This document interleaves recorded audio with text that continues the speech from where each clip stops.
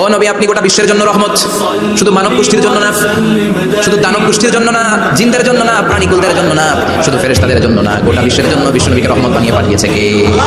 সবার জন্য রহমত। খোশ মেজাজের মানুষ ছিলেন, নরম দিলের মানুষ ছিলেন। ফাবিমা রাহমাতিন মিনাল্লাহি লিনতা লাহুম ওয়ালাউ কুনতা ফাদ্দান গালিযাল কলবি লান ফাদ্দু মিন হাওলিক। আল্লাহ বললেন, ও নবী, আপনার হৃদয়টা বড় নরম, সফট হার্টেড মানুষ আপনি, কোমল হৃদয়ের মানুষ আপনি, খোশ মেজাজের মানুষ।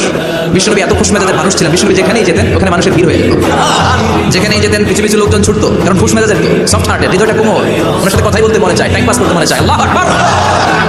বাচ্চাদের জন্য রহমত, ছোট বাচ্চারা বিশ্বনবীর সামনে যদি কখনো চলে আসতো, বিশ্বনবী ওনার কোমল হাতটা বাচ্চাদের মাথার মধ্যে হাত বুলিয়ে দিতে। এমন কোনো বাচ্চা বিশ্বনবীর সামনে দিয়ে ক্রস করতে পারতো না যে বাচ্চার মাথায় বিশ্বনবী হাত বুলাতেন না। নাতিদেরকে অনেক আদর করতেন। হাসান আর হুসাইন রাইহানাতাইন, বিশ্বনবীর সুগন্ধি। হাসান বিশ্বনবীর কোলে উঠলে সাইয়েদনা হুসাইন কোলে ওঠার জন্য কান্না করতেন, আবার হুসাইন কোলে উঠলে হাসান কান্না করতেন, আবার সাইয়েদনা হাসান বিশ্বনবীকে ঘোড়া বানিয়ে বিশ্বনবীর পিঠের উপরে বসে বিশ্বনবীর চুল ধরে টেনে টেনে খেলা করতে। বিশ্বনবী ঘোড়া, আর ঘোড়ার বাদশা হচ্ছে হাসান। সুবহানাল্লাহ বলবেন না? কি খুনসুটি, কি সম্পর্ক!